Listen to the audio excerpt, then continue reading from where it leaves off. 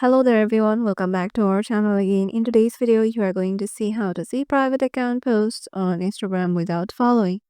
So let's head over to our Instagram application first.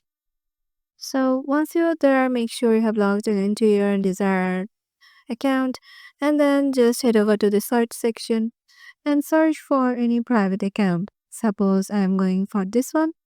As you can see, this is a private account and I can't access it right now. This is this one right now. So what I will do is I will go back and just search for the locations.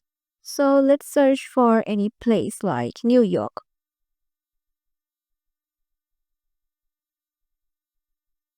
So go to this place option right here and here choose your desired location.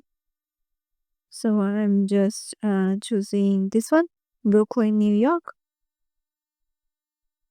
And as you can see, by choosing this place, I have all the posts that was tagged, that tagged this specific place on their post. Their post might be, or their account might be private, but as they have tagged this place, their posts are available when I just search for this place. So yeah, this is how you can just see any private account posts on Instagram without following. You just need to know a specific place if they have tagged. So yeah, this is how you can do it. Hope this video will help you out and we will see you in the next video.